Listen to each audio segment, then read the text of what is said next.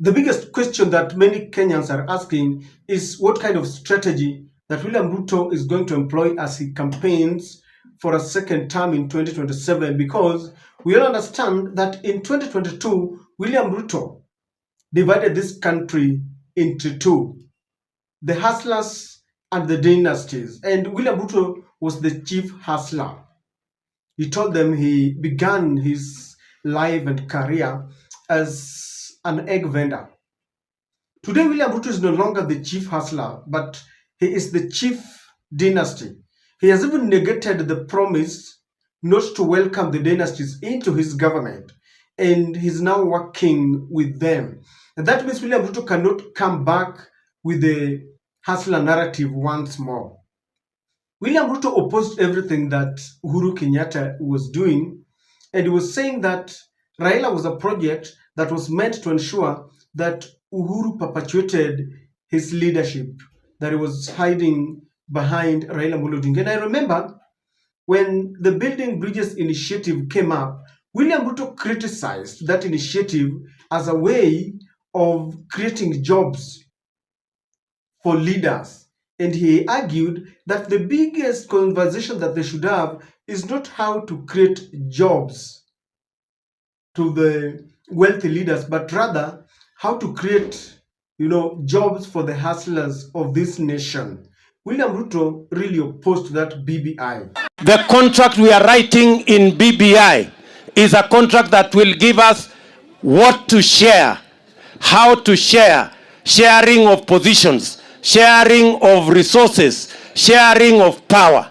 But the most important contract that we need to write as the people of Kenya is the contract on how to create jobs, on how to create opportunity, on how to create wealth, because the challenge in Kenya is not so much about sharing. The challenge in Kenya is so much about the few opportunities, the few resources, and the less jobs that we have in Kenya. And that is why we are saying we are going to write a new economic contract that believes in bottom up, that we are going to start with ordinary citizens.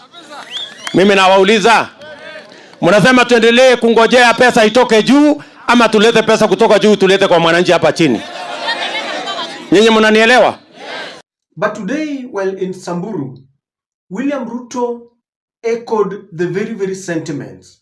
And if you are wondering what kind of strategy that William Ruto is going to use, William Ruto is simply reviving the fallacy, the lies that he had in 2022. This time round, it is being choreographed.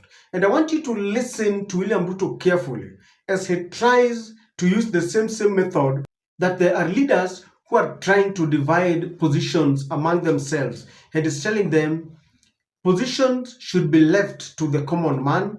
People should be talking about how to create employment. The very, very script that he had in 2022. Kindly take a look at this. Kenya hii haiwezi kubadilishwa kwa maneno ya bure. Siasa duni ya ukabila na chuki na migawanyiko na mambo ya kisirani na hasira.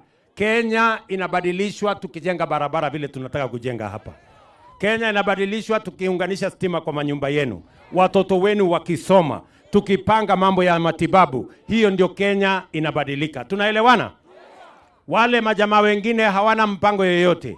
Kazi yao ni ukabila na chuki. Akili yao inaishia kwa kugawanya shares ya serikali. Ati mnasikia ati wanaume 5 wanaenda kuketi chini, ati wanagawa serikali ya Kenya, ati wewe chukua 50%, wewe chukua 10%, wewe chukua 20%. Mimi nataka niwaambie wale, serikali si yenu bwana. Serikali ni hawa wananchi wote, hawa ndio wenye serikali. Waacheni akili ndogo. Ama namna gani? Kwani serikali si ni yetu sisi zote? Ati wanaume 3 wameenda kuketi chini sijui kwa kona, ati wanagawana. Mimi nataka niwaulize wale majamaa, mpango yoyote hawana, ya barabara hawana, ya stima hawana, sera, mpango, agenda.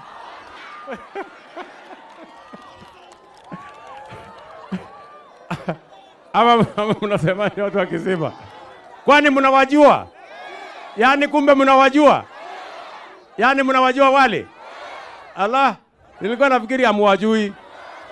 Mnawajua ya kwamba hawana agenda. Now you can imagine how brave and stubborn William Ruto is. The very script that he used in 2022 is the one that he wants us to believe in today. Can you imagine that William Ruto had said that there was no room to work with the dynasties? Then he shook hands with Raila Amolo Odinga under the guise of, we are uniting this nation.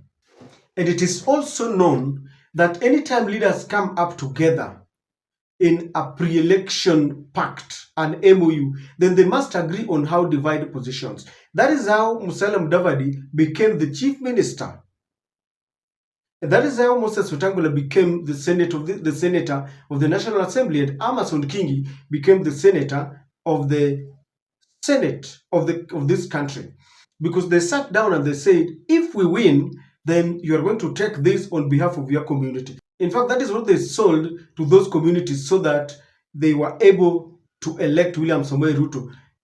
The lawyers who subscribed to Mudavadi's political ideology voted for William Ruto because of Mudavadi, because they knew when William Ruto wins, then Mudavadi is going to be the prime minister. In Bungoma, they voted for William Ruto because they had been told Moses Wetangula was going to be the third in command according to the constitution, in the event that the president and his deputy are not in the country, then the Speaker of the National Assembly takes over. Ladies and gentlemen, this is pure fallacy, because William Ruto is now accusing the opposition of sitting down to divide positions. It is true.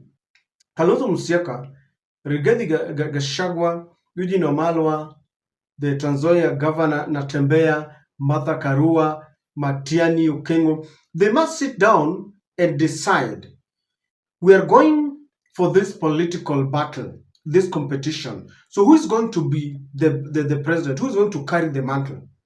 If it is Kalonzo Musyoka, then who becomes the deputy president? And for that government to reflect the face of the nation, they must have these leaders from different regions. And when William Ruto is now accusing them of trying to divide positions, he is lying to us, yet we know very well that people must divide positions. And I know what is worrying William Ruto. All this noise is to know who is going to carry the mantle so that they can start poking holes on them. I remember in 2022, he used to say, Mudavadi is weak, Wetangula is being beaten by his wife, and he used to mock them. And he was speaking in a manner even to demean them, only to come back and work together with them. They want to know who is going to be the flag bearer. Number two, he's busy telling them that they are idealists because he wants to understand the kind of manifesto that they have, so that they can sit down with that manifesto and either pretend that they have copied this manifesto or to start poking holes in it. That is what they want to do. The deep state, the NIS, the moment they will come up with a manifesto, the United Opposition Manifesto, then that is when the real battle is gonna come. But the opposition is still playing their important cards behind, under the table. They don't want to reveal everything, and this is worrying William Samoei Ruto. So, ladies and gentlemen, the same script is being acted by the same person, except that these are different times. And William Ruto is not going to have it very easy. It's going to be very rough to him because Kenyans are wiser. Kenyans are wiser than what he thought. People didn't really know William Ruto and exactly what he meant. When he called them hustlers, people thought, yes, we've gotten a man who will be that. That is why even the church thought that William Ruto was their friend. And I remember the church was saying, for the first time, we have a president of our own, a presidential candidate of our own. William Ruto is a man who knows what he says when, how to say it. He would even quote some wrong Bibles, and he's not blinking. So when I listened to William Ruto in Samburu, then I knew this man is stubborn. He's got the audacity to come up with just what he had told us in 2022. And I'll not be surprised if Ruto comes up and tells us that he's a hustler. He can quote it and people will be clapping for him. He's telling the opposition that they have not shown Kenyans, their manifesto that it is about Ruto must go. I remember in 2022, people were so tired of Kanu regime that their only manifesto was Moi must go. Because the opposition is saying that William Ruto is the author and the finisher of all the problems that Kenyans are facing. They say that if William Ruto goes, then this housing levy that is being forced on employees will come to an end. Corruption will come to an end. Wastage of government resources will come to an end. Human rights violation will come to an end. And Kenya will go to the next level, just like William Ruto is telling us that he's God sent and is committed to taking Kenya to the next level. So the opposition simply believes that Ruto should go, or Ruto must go, is the clarion call, because when William Ruto is gone, then Kenya will get back to the track. I remember yesterday, the former Deputy President Rigathi Gachagua was saying that William Ruto has reversed everything that Mwai Kibaki and Uhuru Kenyatta put in place. Like, for example, look at the detriment of our schools today. No capitation fee. The capitation fee has been reduced, yet we have a lot of money to dish out to people. He can call people to State House. William Ruto believes in tokenism. Rather than doing something tangible, he wants people to go to State House, like he invited the youths, he invited teachers as they sang totem. And people believe that if he exits the stage, then Kenya will get back to track. And so, ladies and gentlemen, this Samburu rally, according to me, just ended in disarray because it was full of fallacy, full of lies, and William Ruto is ready to repeat the very script that he used so that he can hoodwink Kenyans. He's still talking about wananchi. He's just an inch away from talking about the watu wa boda boda, mama mboga, the hustlers. He's only afraid of touching on those slogans because he knows very well, people know very well what he actually means. So, ladies and gentlemen, let us be very careful. And I'm waiting to see the exact manifesto. Already you see he's going back to the churches and dishing out money. Of course, some churches have rejected that money, but others are accepting that money. I don't know what you think, but we need to be very, very careful so that we don't repeat the same mistakes. You see, they say to err is to human. We can make mistakes like we did the first mistake. Some people did not know what exactly our president is made of. Now that he lied to us the first time, we cannot allow him to lie the second time. And let me just finish by saying, people will listen to him, his promises vis-a-vis what he has implemented, and then people will gauge, has he implemented, has he fulfilled? If you feel that he has fulfilled whatever he promised to the nation, you can give him the green light for a second term. The opposition, when the time comes, must also tell us what they stand for.